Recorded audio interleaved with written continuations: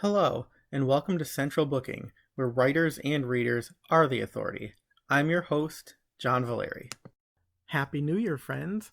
For the first episode of 2021, I'm delighted to welcome best-selling author, motivational speaker, and mind-body wellness expert Jaya Jaya Myra to commemorate the publication of her new book, The Soul of Purpose, a step-by-step approach to create a purpose-driven, healthy life. Rather than the resolutions that we so often make and break, the Soul of Purpose invites us to discover the intersection of spirituality, purpose, and health through Myra's Well method, which outlines the four cornerstones to a healthy mindset. It's an approach that she's uniquely qualified to offer. In addition to her background as a scientist, Myra was able to heal herself naturally from debilitating fibromyalgia after conventional treatments failed. Consequently, her Well method bridges the gap between Eastern and Western approaches to health. In addition to numerous bylines in top-tier media publications, Myra has been featured as an expert contributor on TV networks including ABC, CBS, NBC, and Fox, and has also been a presenter for TEDx, as well as sharing her message with speaking engagements throughout the United States and internationally. Dr. David Friedman, who contributes the foreword to The Soul of Purpose, says, Jaya Jaya Myra does a phenomenal job explaining the mind-body connection and how to make practical changes in day-to-day life that have a major impact on health and wellness, including finding your purpose. So rather than making generic resolutions this year, why not explore a personalized plan to achieve harmony between your mind, body, and soul? Jaya Jaya Myra is here to tell you how. Hi, everybody. Welcome to a New Year's edition of Central Booking. I'm really thrilled to be in the company of Jaya Jaya Myra today, who is going to be telling us all about her new book, The Soul of Purpose. Welcome to the show. Thank you so much for having me here. I'm super excited. It's my pleasure. I'm really excited to do this because it's going to be a new year. We're actually recording this late December, but by the time people see it, it'll be January 2021. And I know that people are really looking forward to, new beginnings, especially after the year that many of us have had. So I have to start by asking you, because I fall into this trap pretty much every year. The new year's upon us, and many of us are going to be making and then, of course, breaking our resolutions. But your book really introduces an approach that allows us to avoid kind of all of those pitfalls that we set ourselves up for. So really generally, can you talk about, the purpose of this book and how it allows us to be true to ourselves without making those resolutions that we're probably going to break rather quickly? Yeah, absolutely. So the whole reason that I wrote The Soul of Purpose was to really teach people the very profound connections between spirituality, purpose, and facilitating better physical, mental, and emotional health. There's a lot of people that still don't realize how powerful that connection is, even though there's been a lot of science to back that up now. And really living a purpose-driven life in and of itself can help to facilitate better health and well-being. It was really the approach that I took to overcome fibromyalgia naturally when Western medicine failed. So I'm a huge advocate for making small, simple changes to day-to-day life that are going to facilitate better health outcomes. Sure, and I wanted to ask you about that. That was actually my next question. Some people say, well, these things, they sound good in theory, but, if you don't have the proof, who knows if it works? But you mentioned your struggle with fibromyalgia, and that really, led to a lot of other things that you lost before you sort of regathered yourself and found a new purpose and a new life. So can you talk about, how your health struggles led to, other losses and how you were able to use that to sort of create the approach that you outline in this book? Yes, absolutely. So my health struggles were really bad. I used to work as an immunologist. I was a research scientist, so I have all that scientific background as well. But when I was diagnosed with fibromyalgia, it really devastated my entire life. I mean, I was in so much pain, I couldn't even lift a pot to put it on the stove. I mean, how much does that weigh? Like 2, 3 pounds at most. So I lost my job. My home was foreclosed on. I had to declare bankruptcy. My husband divorced me. I had no money, of course, so I was separated from my two very, very young children at the time, and essentially didn't even have a roof over my head until a friend offered, to let me stay with them. So it was a very, very challenging time for me. And I think the icing on that cake was that all the approaches that the Western medical system took actually made me feel worse. Not even like a little bit better, but actually made me worse. So I just had to walk away from all of that completely, use the science that I knew, the interest in spirituality and mindfulness and meditation to find a completely different approach. I mean, I was literally left with nothing, on absolute rock bottom. So I didn't have a choice. It's either like you stay on rock bottom or you pick yourself up again and figure things out. Sure. And the thing I really can appreciate about your story is, one, you have seen very difficult times, obviously, and overcome them. And two, as you mentioned, you have a background in the sciences. So it's kind of hard to dismiss this. I know that some people think of these types of things as, for lack of a better term, woo-woo or something like that. But you can't dismiss somebody's, story of triumph over travail also when you have that background in research science. And I did want to ask you, I was going to ask you this a bit later in the interview, but now might be a good time because you just mentioned it, sort of the difference in philosophies between the Western approach to medicine and sort of the Eastern philosophies. Can you talk a little bit about that and, the notion of mind, body, and soul and how the three working together are really, really important for achieving health and well-being? Yes, definitely. So the biggest difference between Eastern modalities like Ayurveda, traditional Chinese medicine, any of these ancient systems that have been around since, well, ancient times, is that they take into account mind, body, and soul. And the Western paradigm doesn't take into account the soul, the spirituality aspect of things, because they cannot take anything into consideration that they cannot directly prove. So since we cannot prove that there is a soul or that God exists, it gets left out of the equation, even though it has been a profound part of most people's lives since the dawn of time, some form of spirituality or religious connection to a higher power. And really, even like your mental health strongly plays a role in that. I mean, think about like the word psyche itself and its origins. So we really cannot disconnect our belief system, our belief in a higher power, or our belief in ourselves from our health and well-being. And I think that that is really the one thing that the Western medical system lacks. And it's why we are getting so far behind in both preventative care and in care of chronic conditions. If you need surgery, you need to get patched up. There's probably nothing better. But if you're dealing with a problem like fibromyalgia, rheumatoid arthritis, if you are dealing with preventative care, there's not a whole lot that a doctor can do to help you still yet in 2020. And that's extremely sad. Sure, sure. And so I have to ask you, what is the Well method? Would you mind briefly describing, what that is and how it helps people to discover and pursue what their purpose is in life? Yeah, absolutely. So I coined the Well method, which is essentially an acronym of the word well, WELL. And these are 4 cornerstones that help people to create a healthy mindset, because mindset is truly key in everything that we do. We start to see like how mindset affects our physical health and well-being, how it impacts the microbiome in the body. The microbiome, a lot of people don't know that those little bugs that live in your gut, they're actually directly tied to your mental health and well-being, and whether you're prone to anxiety, stress, depression, or if you're going to live a happy, healthy existence. So, and all of these things like the microbiome in the body, your hormone regulation, all of this can be impacted just by your mood and your mindset. There's a lot of science to back this up now. And so this is why it is so important to live your purpose, to be happy, to cultivate a positive mindset. And so I created the Well method to give people 4 cornerstones to start to base their existence around, no matter what your religion or what your belief system. This will work for you to help people just create this healthy mindset. So basically, like the WELL stands for work-life harmony. I don't believe in balance, and we can get into that later. So I use the word harmony. E is expect excellence in yourself or enable excellence in others. And then the 2 L's, live your purpose and live from a place of love and not fear. So if you're using each of these 4 cornerstones, they're going to help you to be more compassionate, to be more understanding, to really believe deeply in yourself, because we can all accomplish so much more than we believe we can accomplish. But when you hold yourself to those standards, you'll be amazed at what you can actually do. And when you start to cultivate a harmony, a synergy in your life.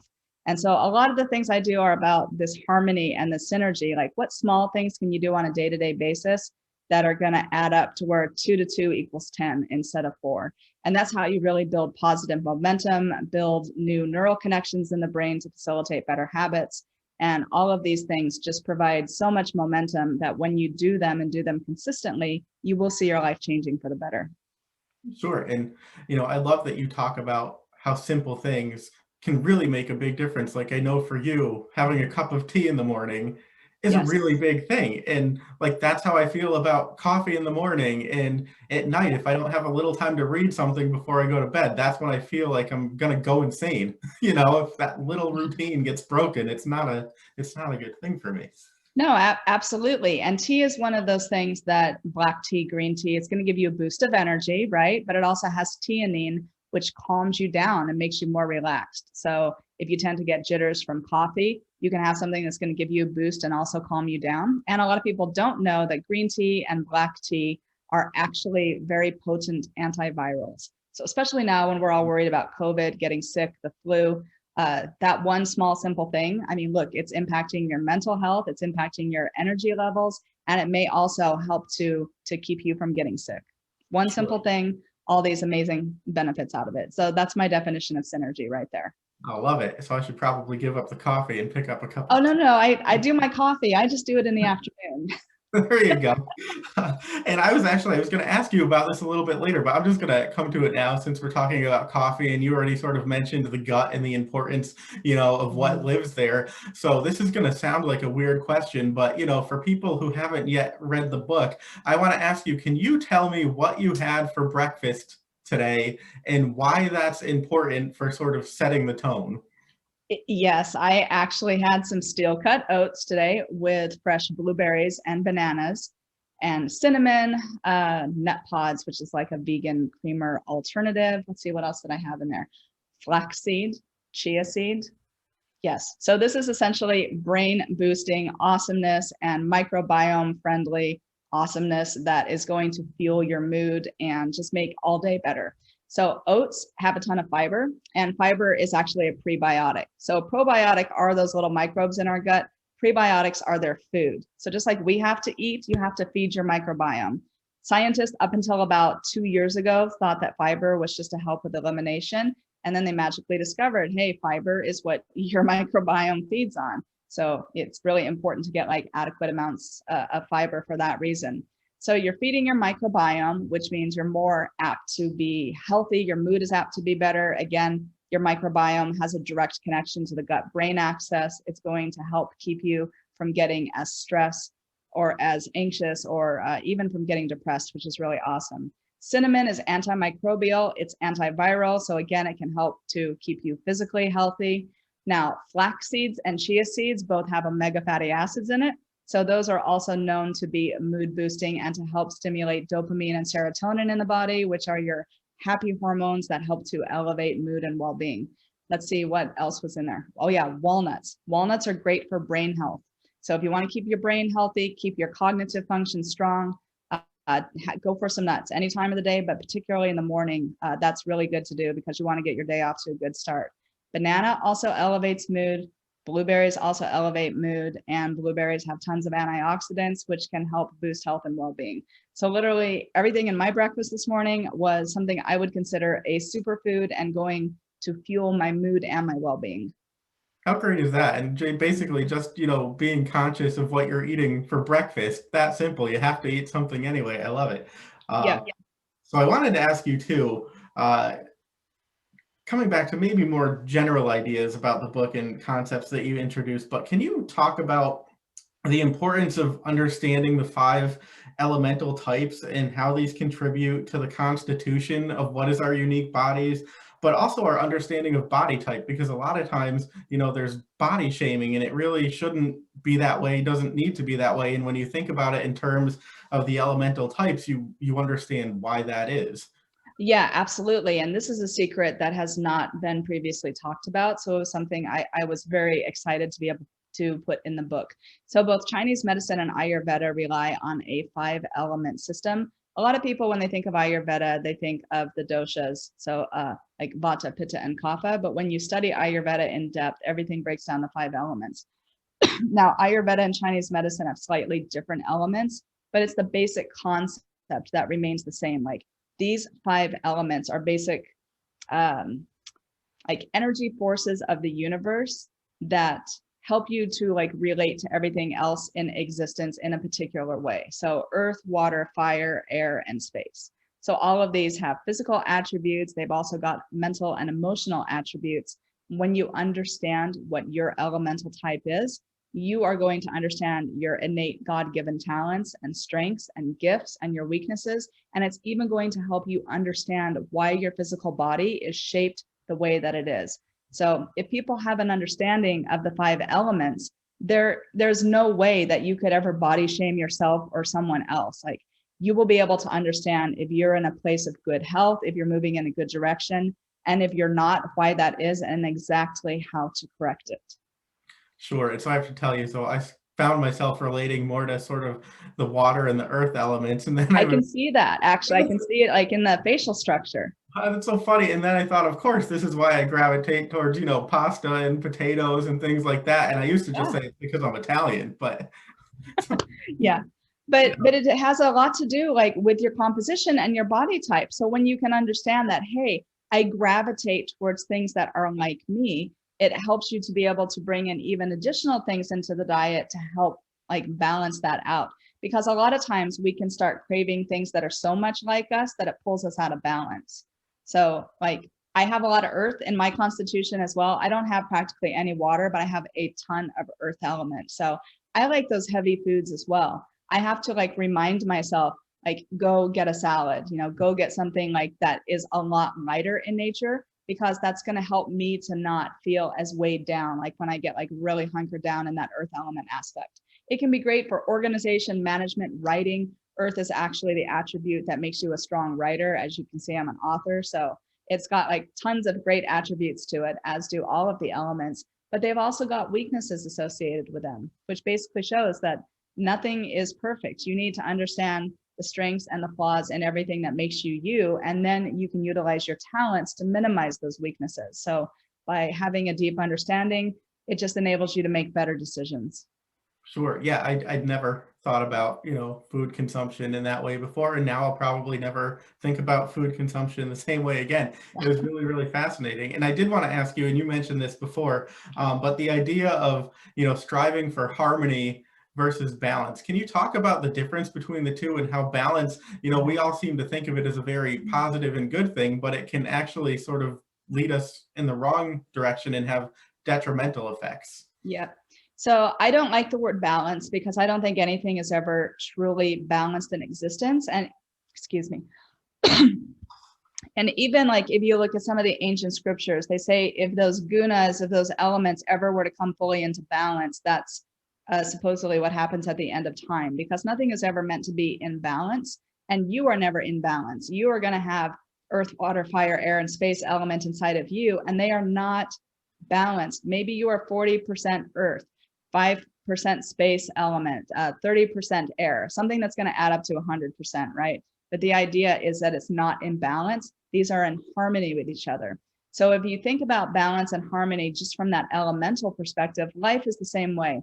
I have a lot of earth, I have a lot of fire, and I have a lot of space, and practically no water and no air in my constitution. So it means if I am, say, 30% earth, 30% fire, 30% space, just for sake of conceptual understanding, 30% of my time will probably be spent doing earthy things. 30% of my time will probably be spent doing things related to fire element, and so on. So when you're able to harmonize your life in relation to your elemental type and into the things that make you happy, you are going to be more happy and fulfilled. If I was trying to do things that would make me more like a water or an air type, I definitely would not be happy. And again, as we've already talked about, mood and well-being impacts the microbiome, impacts the hormone level, even impacts your immune response. So just by not being happy and doing things that are not in alignment with what makes you you, you can actually deplete your immune system. That in itself can make you more prone to getting sick. So this is why I don't like the word balance. I don't think anything is ever balanced. Sometimes you got to work 8 to 10 hours a day, but that doesn't mean that you're unhappy.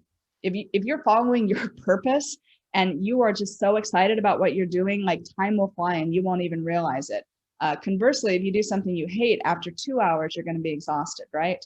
So don't strive for like balancing your time or your work schedule. Strive to cultivate harmony and do things that make you feel good. Sure, absolutely. Um, so another concept I wanted to ask you about is this idea of inner prosperity. What is this? Why is it important, and how can we work on accruing it? Yes, inner prosperity is another new concept.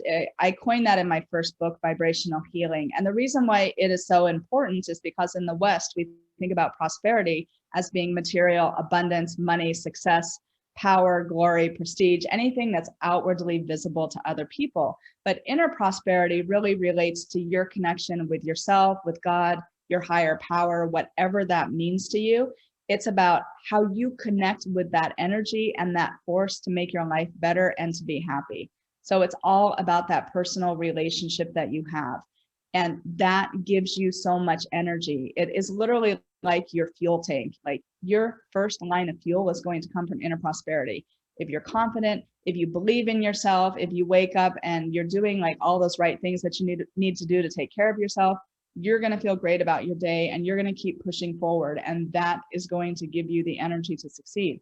But if you don't have inner prosperity, it's going to start depleting everything that's going on in your life. And it's going to take away from everything to where you just don't have the ability to go out and conquer and be successful. And especially after the year like that 2020 has been, we all need a little bit more inner prosperity and to do something to cultivate that feeling of just feeling great and feeling supported by God and the universe. That is what is going to propel you forward and start to create synergy in life. I don't think it's really possible to have synergy if you don't have that connection with yourself and God or your higher power. Sure, and it made me think of the concept of, us being the well, and when the well is dry, Mhm. nothing good happens, and you can't take care of other people if you can't take care of yourself. That's Um, exactly right. And you got to take care of yourself first. Compassion starts at home. Sure, absolutely. And I wanted to ask you too, another concept that you talk about, and it's been a big thing, in recent years, is mindfulness. But I think a lot of people don't necessarily understand what that actually is. So can you kind of define that for us and tell us how we can develop our own sense of mindfulness? Yeah, I think about mindfulness and meditation as being a little bit different. Some people put them into the same bucket, and that's fine. But just for the sake of conceptual understanding, I think about mindfulness as being this active component about how we relate to ourselves and the world at large. And so it's really about understanding what made you the person that you are today, or in other words, what happened in your past that made you the person that you are now, and what do you need to do now to become the person you want to be in the future. I think everyone has heard the word karma. Everyone says karma's a bitch. Well, it definitely can be if you don't do what you need to do.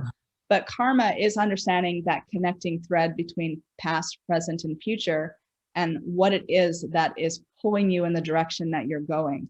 So when you start to learn and understand your actions, your reaction patterns, are you choosing to consciously respond, or are you reacting based on something that has happened in the past? I think the example I put in the book, there's definitely my first book, was about if you get bitten by a dog, right? Maybe the Right. next time you get bitten by a dog when you're a kid, maybe you cultivate a fear of dogs if that's not something you worked through. So then you go for a walk down the road and your neighbor has like this cute little adorable dog, right?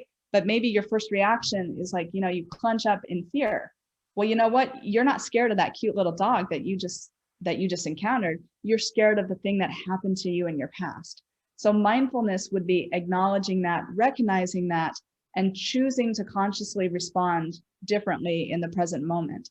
It's like, hey, I am not going to react based on what this dog in my past did. I'm going to choose to love this cute little adorable pooch that's in front of me right now. And the more that you change those behaviors, you actually start to overwrite that conditioning in the mind. And you can move to a place in your future where you don't have that automatic reaction of fear or negativity or whatever it is. Like we've all been traumatized at some point. We've all got something to deal with. And mindfulness is all about learning how to overcome that in a positive and productive way. Sure. And I wanted to ask you too, if you could talk about, the differences between destiny and fate, because I found that really interesting. And I think that some people use those terms interchangeably as well, but they each have very unique connotations. They definitely do. The way that I think about destiny and fate is if you are living your life to the best possible potential, that you're going to reach your destiny. And if you're just letting the universe carry you around on a whim and not putting any energy or effort into your life or your direction, then you will likely succumb to your fate. So I see that we all live on a spectrum of possibility. So even if, say, you're being your worst possible self, you're probably going to end up here. And if you're being your best possible self, you're going to end up here. And it's like this linear connection. So like, where on the spectrum are you going to choose to fall? Like, I think if I keep doing what I'm doing, like with my books, with my speaking engagements, my future is going to be much different than the future if I didn't do those things. So I could have the potential to do something truly great, or I could choose to not cultivate my talents and skills and God-given gifts and not, essentially. So I think that people need to understand that not everything is left up to chance, and your life really is on the spectrum, just like mental health is always on a spectrum of like wellness to illness. What you're capable of achieving can lead you to your destiny if you choose to be responsible, to expect excellence in yourself, to come from a place of love, to be mindful and overcome those hurdles from your past. This is what's going to propel you towards your destiny and help you to avoid succumbing to your fate. Sure, absolutely. And it's funny because I was, reading that and thinking about a song called Destiny, that I really like, but it made me think about it entirely differently. And then I thought, well, I don't think this song should be called Destiny. It should probably be called Fate. But that's the thing I love about this book is it gives you a shift in perspective.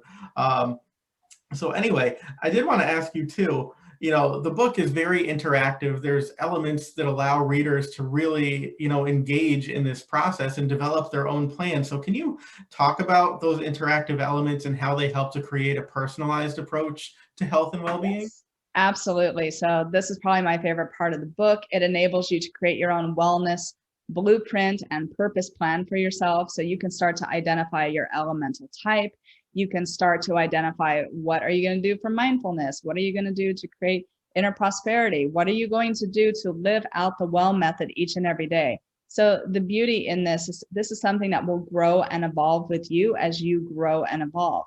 But it gives you the ability to lay out a concrete structure to begin with so that you know what you want to do each and every day to facilitate this happy and healthy life, and the sorts of things that you could do or try to do. Like, say you learn that you've got a lot of earth element in your constitution, you are going to learn some things that are going to help you with that, some things to watch out for, some things that you might want to embrace and try out. Honestly, all got so many uncultivated talents. Even if you're already multi-talented and do a ton of things, I bet you're still going to learn something from this book about your skills and your gifts and how you can use them in day-to-day life to create synergy and harmony and just make you more happy. Sure, absolutely. And so I guess the natural follow-up question to that is, of course, inevitably there are going to be setbacks. So can you talk about, the importance of recognizing that there will be setbacks, and then, the ability to take those in and to sort of to make a plan, to find a solution and to overcome them rather than submitting to them? Yeah, well, no one is perfect. I do not believe in the word perfection. I mean, if anything was perfect, it's just being in the moment and letting it be what it is. But your mind has been conditioned in a certain way. So there's no way that you can expect yourself to be flawless in this pursuit of moving forward or cultivating new habits. This is why it takes work and effort to rewire those neural connections. So there's always going to be setbacks along the way, and it's actually nothing to get discouraged about. It's 100% completely normal. This is your body and your mind reacting in the way that it has been trained to do. So as long as you remember that and remember that, hey, my lifetime experience has led me here, and my brain and my mind are doing what they think are the most healthy for me to keep me where I'm at right now. So it's going to cause you maybe to not meditate every single day. Maybe you meditate 10 days in a row and then you skip 2 days. This is your mind saying, we're so accustomed to this as it is now. We want to keep you safe. And so if you just remind yourself and have that self-compassion and love to understand that this is normal, this is what your brain is going to do, and that it takes concerted effort to push beyond that, because the mind loves consistency. It doesn't want something new, even if something new is going to be better for it. That's why you have to put in the work and the struggle. And that's why doing new things are work and struggle. Even if you know it's good for you, if it doesn't feel good, that means you're changing your brain, you're rewiring those neural connections, and that's what's going to enable you to move forward. So even though you know your new stuff is completely great, it might feel really yucky to begin with. And I think that's something that everyone needs to understand. Just because it feels yucky doesn't mean that it is. It means that your mind just needs to learn to adapt to this new routine that you're putting into place. And then when that starts to become a habit, it's going to make you feel good to be in that new habit. And then you will have overcome where you started from, and you will have moved forward by that point. So I think that's probably the biggest thing we can do to acknowledge these setbacks, is that they're just such a natural part of the routine. If they didn't happen, I don't know. This is literally impossible. You're going to have them at some point along the way. Sure. And I think, it goes along with another point that you make in the book is that, if there aren't setbacks, how can you really appreciate, the achievements? If there's not pain, how can you appreciate pleasure? The dichotomy of lightness and dark. And I think Yes. experiencing one obviously, enhances our ability to really appreciate the other, particularly the good. So two more questions for you, if you don't Yes. mind, and then I will let you go. But I did want to ask you, I think I told you in an email that my word for the year is perspective, and it's probably my word for life, but and that comes up, early and often throughout the book, and you have, touched on this a couple times in your earlier answers, but can you talk about the importance of perspective and mindset and how that's really critical to how we live our lives and develop a sense of health and well-being and purpose? Yes, everything comes down to perspective, and this is all about the mindset. This was why I created the Well method, was to create that positive mindset. But it is all about perspective, like what's going on in your life now. The way that you describe that may be completely different from the way someone else uh, describes it or explains it or feels it. So it's all like based on your feelings and your emotional responses to things, which again, emotions are what create those neural connections in the brain. So my life is filled with a lot of good things. There's also things in my life that I don't like that I'm working on changing, but I choose to look more at the good than at the bad things, because when I can focus on the things that are good, that are going well, it enables me to put my energy and fuel into that so that I can cultivate that moving forward. Like I would never look at my life and say that my life is perfect by any means, but if someone were to hear me talk, I talk like about how good things are, about how happy I am, like with my business, with my book, like with all of these endeavors and how good everything is going. I don't put false happiness on it though. I think people try to do that all the time. They're like, oh, everything's great. And like they truly don't think that it's great. It's more about understanding that you're going to have good, you are going to have bad. There's no way to have a perfect existence, perfect happy existence where everything in your existence is good. The perfect happy existence comes solely through your perspective. If you choose to look at and cultivate the good things in your life and not put any energy towards the things that are not serving you.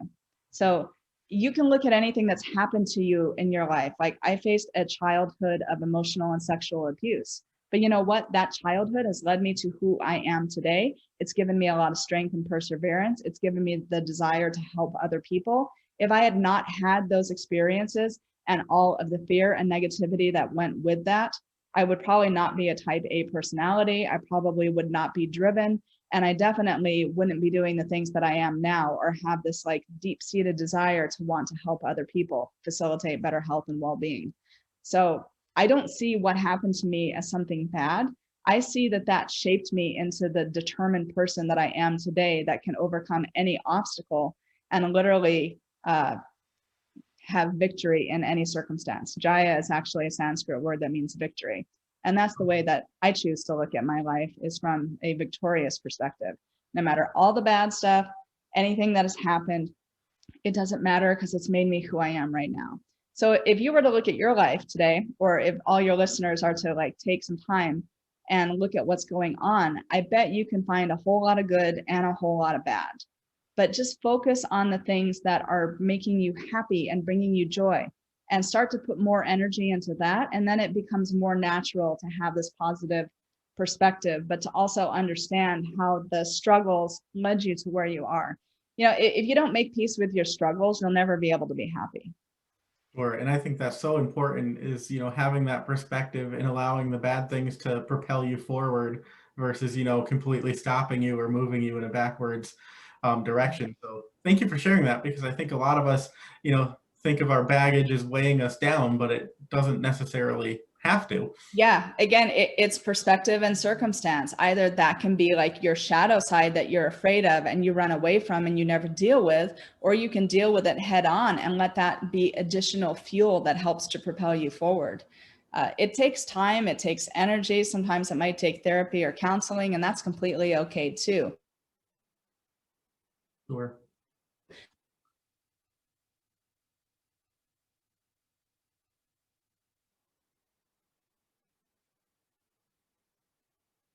Literally, like, it is literally crap from like one animal or individual that then turns into fertilizer for the earth to nourish other things. Your negative energy can do the exact same thing. You can use it to propel you forward and to give you energy for success. Sure. So that is so fundamentally important as a part of like mindfulness. So cultivate perspective, make friends with your internal enemies, and you won't ever have anything to be afraid of again. Absolutely. And it's funny, I'm going to choose this as a positive perspective. I just got this weird little message on my computer that said your internet connection is unstable. Of course it would be because I'm Zooming with you right now. But I'm going to say we're coming to my final question. So, my perspective is that we've made it this far. We're probably going to make it through the final That's question. right. If not, that was a fine thought to end on as well. But I did want to ask you, you have found purpose in writing, and in being a speaker and in helping other people to find their purpose. Can you talk a little bit about how your writing has helped you to define your own sense of purpose, and how people can find their own sort of creative outlets to find purpose and fulfillment? Yeah, absolutely. For me, writing has always been a very powerful thing. I mean, I have been doing some form of writing since I was a child, but I find that when I write, it's almost like stuff comes through me. I find that I'm teaching myself things as I write. It's not just that I always know what I'm writing about. I have a concept in my mind, and then it feels like I'm literally channeling a message from another world or from my higher power. And so the things that I end up writing sometimes even teach me. It's like putting things down on paper clarifies things that are in the mind or in your consciousness. So for me, it's such a rewarding experience to see if I think about something and I ponder something, then when I start to put it down on paper to see how all the pieces fit together and what I can learn out of that process. I do have a ton of earth element, as I said. So writing is one of those skills that is related to earth element. I highly recommend you determine what your elemental composition is, or at least the top two things that you're strong in, and take a look at the book. It's going to give you some ideas as to skills, talents, other things that are probably going to be of interest to you to try some new things. Absolutely. So thank you so much, Jaya Jaya Myra. And I do want to hold up the book cover. There it is, The Soul of Purpose, because this is, I think, absolutely the book that people need as we're moving into a new year. So I really, really do appreciate you sharing that with us today. And I wish you happiness and health in the new year and your continual pursuit of health and well-being. Thank you so much. It's an honor to be here. That's it for this episode of Central Booking. Thanks for watching, and be sure to subscribe to our channel so you don't miss a thing.